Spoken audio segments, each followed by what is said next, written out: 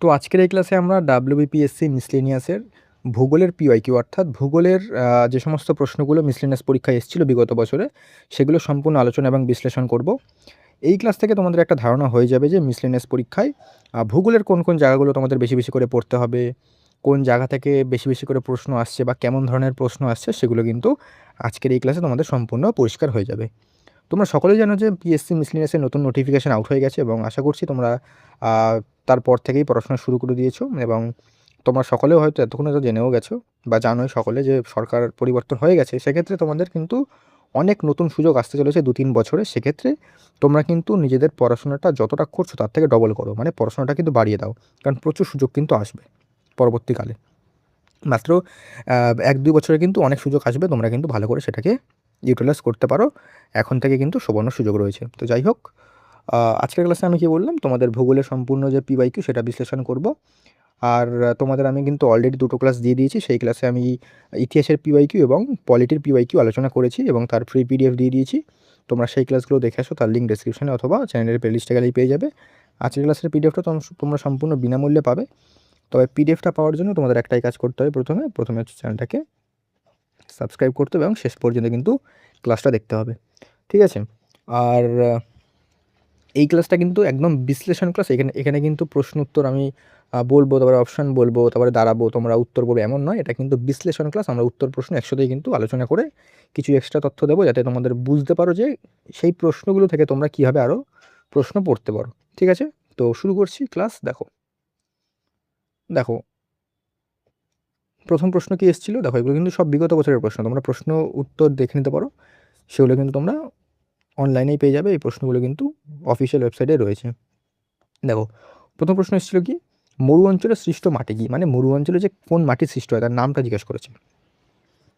অপশানগুলো দেখো, আমি এখানে উত্তরটা এখানেই লিখেছি, কারণ যেটা বললাম যে এটা হচ্ছে একটা বিশ্লেষণ ক্লাস। এটা কিন্তু কোনো রকমের প্রশ্ন উত্তর মানে আলোচনা বা প্র্যাকটিস ক্লাস নয়, এটা বিশ্লেষণ। আমি উত্তরটা একসাথেই বলে দেবো এবং বলে দেবো যে এখান থেকে তোমাদের কোন কোন প্রশ্ন আরও আসতে পারে সেগুলোই বলবো। ঠিক আছে? দেখো এখানে এসেছিল হচ্ছে মরু অঞ্চলে সৃষ্ট মাটি, এটা উত্তর কি, এটা হচ্ছে অ্যারিডিসল। ঠিক আছে?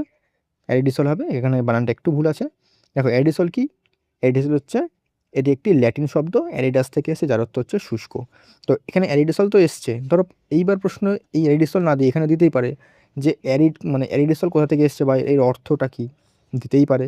এটা তো হচ্ছে শুষ্ক, এবং এটা কিন্তু মরুভূমি বা অত্যন্ত শুষ্ক অঞ্চলে যেখানে বৃষ্টিপাত খুব কম হয় সেই অঞ্চলে গঠিত হয়।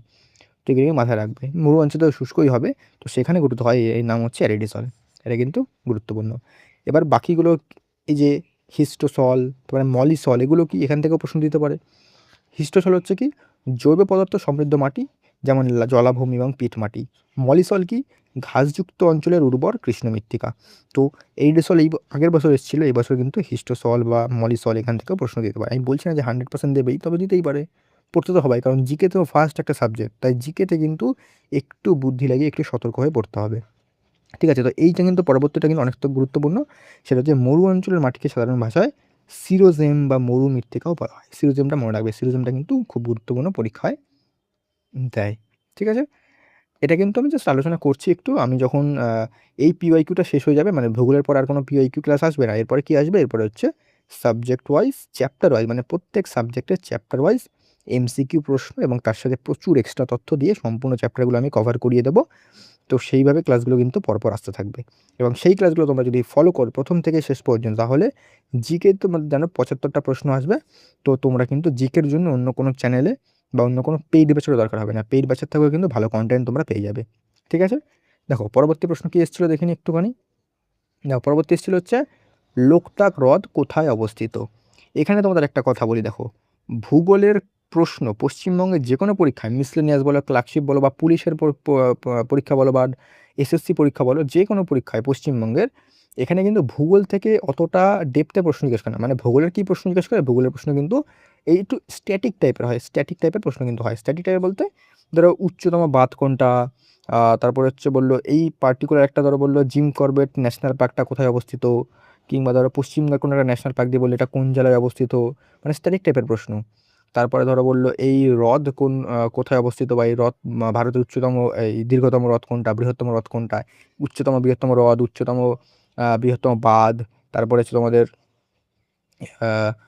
বৃহত্তম তোমাদের জাতীয় উদ্যান, বায়োস্ফিয়ার রিজার্ভ, প্রথম বায়োস্ফিয়ার রিজার্ভ কোনটা, প্রথম জাতীয় উদ্যান কোনটা, এই ধরনের যে স্ট্যাটিক টাইপের প্রশ্ন এগুলো কিন্তু ভূগোল থেকে বেশি হয়। তো এগুলো কিন্তু সম্পূর্ণ আমি কভার করে দেবো, ঠিক আছে। তো দেখো কি বলেছিল, লোকটাক হ্রদ কোথায়, লোকটাক হচ্ছে মণিপুরে। এই যে প্রশ্নটাই লোকটাক হ্রদ নিয়ে, এটা কিন্তু তোমরা পশ্চিমবঙ্গে অনেক প্রশ্ন দেখতে পারো, সেখানে কিন্তু এটি কি, এটার বৃহত্তম মিষ্টি জলের হ্রদ, মানে উত্তর পূর্ব মানে নর্থ ইস্ট ভারতে, ঠিক আছে। এবার দেখো কেইবুল লামজো, কি বললাম, কেইবুল লামজো ন্যাশনাল পার্ক, এটা কিন্তু খুব গুরুত্বপূর্ণ। এটা কি, এটা কিন্তু এই যে লোকটাক হ্রদ এর উপর কিন্তু অবস্থিত, এবং এটি কিন্তু বিশ্বের একমাত্র ভাসমান মানে ফ্লোটিং ন্যাশনাল পার্ক, ঠিক আছে। এটা কিন্তু মাথায় রাখবে, কেইবুল লামজো কোথায় অবস্থিত, এই লোকটাক হ্রদের উপর। কোথায় এটা, এটা হচ্ছে মণিপুরে। এগুলো কিন্তু মাথায় রাখতে হবে। নেক্সট দেখো কি প্রশ্ন এসেছিল, নেক্সট প্রশ্ন এসেছিল ভারতের দক্ষিণাত্য মালভূমির উচ্চতম অংশ কোনটা।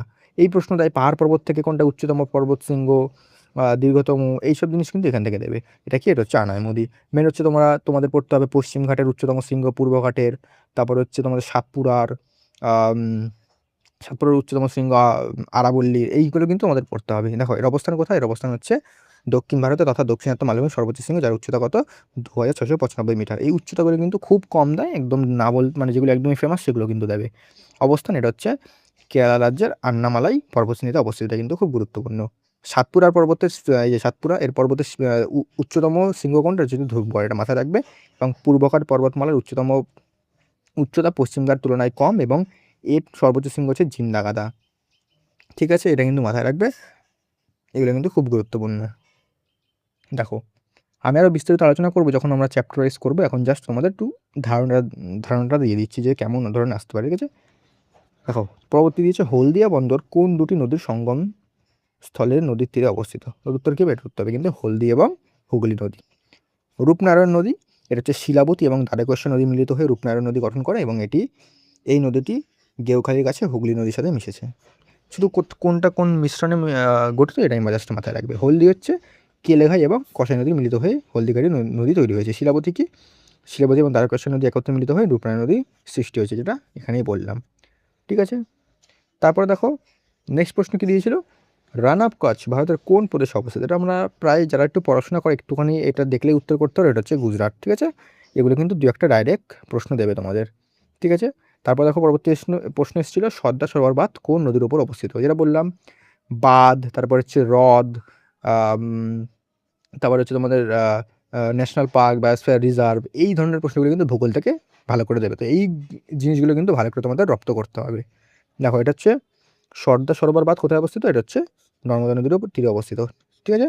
তিস্তা নদী সিকিমের জেমু হিমবাহ থেকে এর নদীর উৎপত্তি হয়েছে, এবং তিস্তাকে উত্তর ভারতের উত্তরবঙ্গের জীবনরেখা বলা হয়, এটা খুব গুরুত্বপূর্ণ। এবং এই নদীর উপর কী রয়েছে, সিকিম ও পশ্চিমবঙ্গে জলবিদ্যুৎ উৎপাদনের জন্য তিস্তা ব্যারেজ বা তিস্তা লোডাম প্রকল্প রয়েছে। ব্রহ্মপুত্র নদ, ব্রহ্মপুত্র নদটা কিন্তু অত্যন্ত গুরুত্বপূর্ণ, এটা কিন্তু পরীক্ষা দেবে, এটা আমরা একদম ডিটেলে একদম বিস্তারিত আলোচনা করব যখন আমরা চ্যাপ্টার ওয়াইজ করব নদীর সেকশনটা। তিব্বতের মানস সরোবরের কাছে চিয়ামায়ুংনু হিমবাহ থেকে এর উৎপত্তি। তিব্বতের নাম কি, সাংপো, এবং অরুণাচল প্রদেশের নাম হচ্ছে দিহং, ঠিক আছে। এই নদের ওপর বিশ্বের বৃহত্তম নদীদ্বীপ মাজুলি অবস্থিত, এটা কিন্তু মাথায় রাখবে। নদীদ্বীপ মাজুলি কোথায় অবস্থিত, ব্রহ্মপুত্রের ওপরে। ভূপেন হাজরিকা সেতু কিন্তু এই নদীর ওপরেই নির্মিত, এগুলো কিন্তু মাথায় রাখবে, ওকে। দেখো পরবর্তী প্রশ্ন কি বলছে, পরবর্তী প্রশ্ন দিয়েছিল ভারতের সর্বোচ্চ বাঁধ কোনটা, মানে সবচেয়ে হাইয়েস্ট, ঠিক আছে, উঁচু কোনটা, এটা হচ্ছে তেহেরি ড্যাম। তো বললাম বাঁধ থেকে দেখো কত প্রশ্ন দিচ্ছে। তেহেরি বাঁধ হচ্ছে, এটি উত্তরাখণ্ডের ভাগীরথী নদীর তীরে অবস্থিত এবং ভারতের কিন্তু সর্বোচ্চ বাঁধ। ভাকরা নাঙ্গাল, এটা খুব গুরুত্বপূর্ণ, এটি হিমাচল প্রদেশ ও পাঞ্জাবের শতদ্রু নদীর ওপর অবস্থিত, এবং এটি ভারতের বৃহত্তম গ্র্যাভিটি বাঁধ, ঠিক আছে, এটা কিন্তু মাথায় রাখবে। হীরাকুদ, এটা হচ্ছে ভারতের উড়িষ্যার মহানন্দা নদীর মহানদী, এটা হচ্ছে মহানদী, ঠিক আছে, মহানদী, ঠিক আছে, মহানদী হবে এটা। এবং এটা ভারতের দীর্ঘতম বাঁধ, মানে লংগেস্ট ড্যাম। মহানন্দা না, মহানদী, ঠিক আছে, মহানদী লিখে দেবে। সর্দার সরোবর বাঁধ, এটি গুজরাটে অবস্থিত, এটা কোথায়, নর্মদা নদীর উপরে অবস্থিত, ওকে। দেখো পরবর্তী প্রশ্ন কি বলছে, পরবর্তী প্রশ্ন বলছো ভারতের সর্বপ্রথম ন্যাশনাল পার্ক মানে ভারতের সর্বপ্রথম জাতীয় উদ্যান কোনটি, এটা কি, এটা হচ্ছে জিম করবেট। দেখো বললাম তোমাদের জাতীয় উদ্যান থেকে প্রশ্ন দেবেই। জিম করবেট এটা কোথায়, এটা হচ্ছে উত্তরাখণ্ডে, এবং এটি ভারতের সর্বপ্রথম জাতীয় উদ্যান। এটা কবে স্থাপিত হয় বা কবে এ জাতীয় উদ্যানের আর কি তকমা পায়, সেটা হচ্ছে 1936 সালে। তখন এর নাম কি ছিল, হেইলি ন্যাশনাল পার্ক। এটা কিন্তু পরীক্ষায় দেয় যে হেইলি ন্যাশনাল পার্ক কোন পার্কের আগের নাম, বা জিম করবেটের আগের নাম কি ছিল, কানহা, এটা হচ্ছে মধ্যপ্রদেশে। আর মধ্যপ্রদেশে কিন্তু সবচেয়ে বেশি ন্যাশনাল পার্ক, এটা মাথায় রাখবে।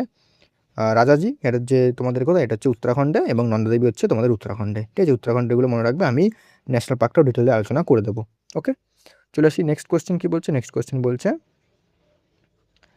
দক্ষিণ চীন সাগরে সৃষ্ট ঘূর্ণবাতের কী নামে পরিচিত? উত্তর হবে টাইফুন।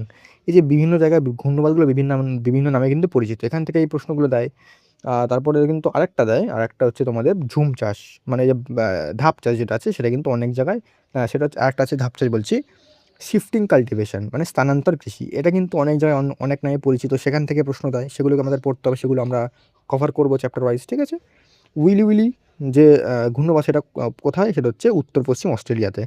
হ্যারিকেন কোথায়, হ্যারিকেন হচ্ছে উত্তর আটলান্টিক মহাসাগর এবং উত্তর পূর্ব প্রশান্ত মহাসাগরীয় অঞ্চলে, মানে ক্যারিবিয়ান সাগর সংলগ্ন জায়গাতে। টর্নেডো এটা হচ্ছে আমেরিকায় বলা হয় টর্নেডো। ঠিক আছে, এগুলো কিন্তু দিতে হবে, মানে উইলি উইলি কোথায় পরিচিত, হ্যারিকেন কোথায় নাম, টর্নেডো কোথায় নাম। ঠিক আছে, পরবর্তী প্রশ্ন কী বলছে দেখো।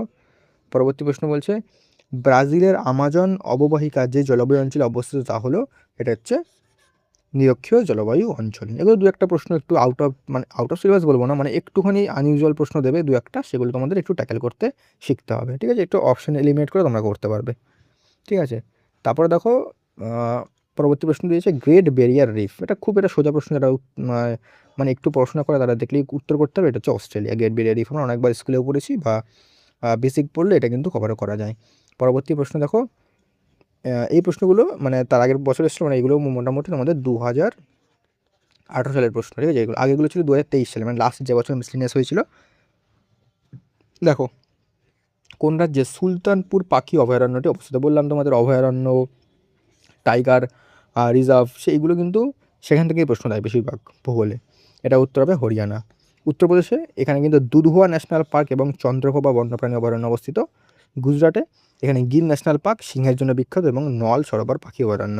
আসামে হচ্ছে কাজিরাঙা ন্যাশনাল পার্ক একশৃঙ্গ গন্ডারের জন্য বিখ্যাত এবং মানস ন্যাশনাল পার্ক। এগুলো কিন্তু প্রত্যেকটা গুরুত্বপূর্ণ, এগুলো আমি ডিটেলে আলোচনা করব। পরবর্তী প্রশ্ন দেখো কী বলছে। পরবর্তী প্রশ্ন বলছে তোমাদের নিম্নলিখিত রাজ্যগুলির মধ্যে কোন রাজ্যে তুঙ্গভদ্রা নদীটি বইছে? এখানে হচ্ছে উত্তর হবে অন্ধ্রপ্রদেশ। নদ নদীটা কিন্তু খুব গুরুত্বপূর্ণ একটা চ্যাপ্টার, এটা আমি সম্পূর্ণ কভার করাবো দুটো পার্টে, একটা পার্টে হবে না, দুটো পার্ট লাগবে। তারপর দেখো উলার লেকটি কোন রাজ্যে অবস্থিত? এই যে আবার চলে আসলো লেক, বললাম তোমাদের এইসব থেকেই প্রশ্ন দেবে। উত্তর হবে জম্মু কাশ্মীর। উলার লেক কি, এটা হচ্ছে ভারতের বৃহত্তম মিষ্টি জলের হ্রদ, মানে ফ্রেশ ওয়াটার লেক। আর ঝিরাম নদী এই হ্রদের ওপর মধ্য দিয়ে প্রবাহিত, মানে ঝিরাম নদীর ওপরে কিন্তু হ্রদ রয়েছে, এটা কিন্তু মাথায় রাখবে, এগুলো কিন্তু খুব গুরুত্বপূর্ণ। আমি তারপর দেখো আন্নামালাই পর্বতটি কোন রাজ্যে অবস্থিত? একটু কাজ তোমাদের বললাম। দেখো এই প্রশ্নটা আবার এসছে কেরালাতে অবস্থিত, মানে তখন দিয়েছিল যে দক্ষিণ ভারতের সবচেয়ে বেশি মানে সবচেয়ে হাইয়েস্ট শৃঙ্গ কোনটা, পর্বত কোনটা, সেটা হচ্ছে আন্নামালাই, এবং এখানে দিয়েছে আন্নামালাই কোন রাজ্যে অবস্থিত। তো ঘুরিয়ে ফিরে কিন্তু প্রশ্ন দেয় পাহাড় পর্বত থেকে। তারপর এই পর্বত শ্রেণী হচ্ছে দক্ষিণ ভারতের সর্বোচ্চ শৃঙ্গ আনাইমুদি অবস্থিত, মানে এই পর্বত যে শ্রেণীটা আছে, হ্যাঁ আনাইমুদি দিয়েছিল, আন্নামালাই না, আনাইমুদি দিয়েছিল। এবং আমি বলেছিলাম যে আগের প্রশ্নটাতে যে আনাইমুদি হচ্ছে আন্নামালাইতে অবস্থিত, মানে আন্নামালাই পর্বতশ্রেণীর অংশ। ঠিক আছে, আন্নামালাইতে অবস্থিত, আন্নামালাই, এগুলো কিন্তু মাথায় রাখতে হবে। নেক্সট দেখো প্রশ্ন দিয়েছিল কি, নেক্সট প্রশ্ন দিয়েছে হচ্ছে কোন রাজ্যে শুশুনিয়া পাহাড় অবস্থিত? দেখো আবার পাহাড় দিয়ে প্রশ্ন। শুশুনিয়া পাহাড় আমার পশ্চিমবঙ্গে, এটা কোথায়, পশ্চিমবঙ্গের বাঁকুড়ায় অবস্থিত, উচ্চতা 440 মিটার। উচ্চতা আমার মনে রাখার তো দরকার নেই, তবে কোথায় অবস্থিত বা উচ্চতম শৃঙ্গ এইসব জিনিস কিন্তু পরীক্ষায় দেবে। দেখো পরবর্তী প্রশ্ন এসেছিল কি, কোন রাজ্যে উদন্তী অভয়ারণ্যটি অবস্থিত? দেখো আবার অভয়ারণ্য, এটা হচ্ছে ছত্তিশগড়। ঠিক আছে, হয়ে গেল। দেখো আমরা আরও বিগত মানে 2013 সালেও কিছু প্রশ্ন এসেছিলো, সেখান থেকে আমি দু একটা প্রশ্ন নিয়ে এসেছি। বাকি 2013 সালে যে সমস্ত প্রশ্ন, মানে 2013-12 যেই প্রশ্নটা হয়েছিল সেটা কিন্তু একদম বেসিক, মানে যেই জিনিসগুলো আলোচনা করলাম এতক্ষণ পর্যন্ত সেগুলোই এসেছিলো ঘুরিয়ে ফিরে, তো আমি সেগুলো আর এক্সট্রা নিইনি, কারণ ক্লাস বেশি বড় করে লাভ নাই। তো এই ছিল তোমাদের মোটামুটি, তোমাদের আমি বলে দিলাম যে এখান থেকে তোমাদের যে স্ট্যাটিক টাইপের প্রশ্নগুলো আছে সেগুলো বেশি পড়তে হবে। স্ট্যাটিক টাইপের প্রশ্ন বিশেষ করে তোমাদের হচ্ছে বাঁধ, তারপর হচ্ছে হ্রদ, তারপরে হচ্ছে নদী, তারপরে হচ্ছে একটা ভুল, নদ নদী লিখতে গেলাম, যে নদী আবার আবার না লিখে বারবার লিখছি নদী। তারপর হচ্ছে ন্যাশনাল পার্ক মানে জাতীয় উদ্যান, তার বায়োস্ফিয়ার রিজার্ভ, পাখি অভয়ারণ্য। ঠিক আছে, পাখি, তারপর হচ্ছে টাইগার রিজার্ভ, টাইগার রিজার্ভ, এই ধরনের জিনিসগুলো কিন্তু পড়তে হবে। আমি এগুলো তোমাদের কিন্তু সম্পূর্ণ কভার করে দেবো নেক্সট ক্লাস থেকে। আমি শুরু করবো কী দিয়ে বলো তো, শুরু করবো আমি ভাবছি যে শুরু করবো হচ্ছে প্যারালালভাবে করতে হবে আমাদের, নাহলে হবে না। আমাদের এক ধীরে হচ্ছে পলিটি চলবে, প্রথমে আমরা পলিটি দিয়ে শুরু করবো, পলিটি আর এক ধারে হচ্ছে জিওগ্রাফি, ঠিক আছে? এই দুটো কিন্তু পাশাপাশি চলবে, ঠিক আছে? আর মাঝখানে আমরা সপ্তাহে 1-2 দিন কিন্তু 1-2টো স্ট্যাটিক, ঠিক আছে? আর আমাদের যে টেলিগ্রাম গ্রুপ আছে সেখানে জয়েন করো, সেখানে কিন্তু তোমরা পিডিএফটা সম্পূর্ণ ফ্রিতে পেয়ে যাবে, ঠিক আছে? সেখানে পেয়ে যাবে। তো দেখা হচ্ছে নেক্সট ক্লাসে।